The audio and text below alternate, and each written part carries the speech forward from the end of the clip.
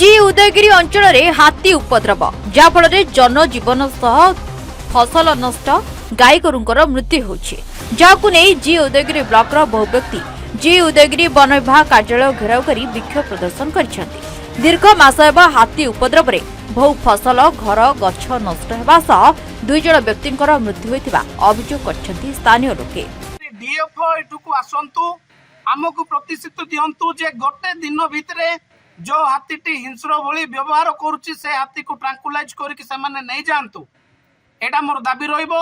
द्वितीय रे जदि सेमाने एमिति करिवे नाही ताहेले आमे आगामी दिन रे उदयगिरी बंद करबा संगे संगे कंधमाल जिला मध्ये आमे बंद करबा को बाध्य होबो। एहर स्थायी समाधान सह दंता हाथी को ट्रांकुलाइज करी घोड़ाइबा व्यवस्था करबा पई लोके अड़ी बसिछंती।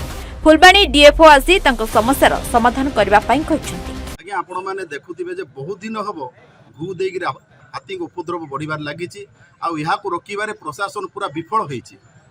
आपण देखुथिबे गतकाली जे घटना घटिला वर्तमान सुधा डीएफ आसी नांती जहा कि अत्यंत दुखर विषय। कोन गोटे मनीषर जीवन कोन एते मूल्यहीन कि डीएफ आसी थांते जे प्रतिश्रुति देई थांते ए समस्या को समाधान करे पई से किछटा पदक्षेप नै थांते। ए हाथी पल केते दिन आसले भाबुछन एटा के 4 मास रु उर्ध्व होई गलानी बहुत दिन होई गलानी वर्तमान सुधा आउ हाथी आउछथि बोली खबर सुनिबा को मिलुछि।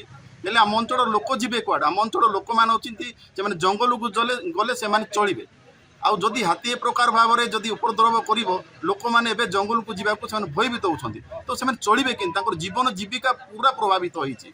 तेणु आम दाबी करुचु अति शीघ्र से हाथी को ए अंचल ट्रांकुलाइजर करी किंबा कौन पद्धति से वन विभाग से हाथी को लेकिन जातु जो द्वारा आम अंचल लोक से माने भल भाव रही पारिबे। तेबे वर्तमान पर्यंत वन विभाग पक्षरु कोनोसी प्रतिक्रिया मिल पारि नै। कंधमालରୁ अरुण षडंगी रिपोर्ट सूचना टीवी 24x7।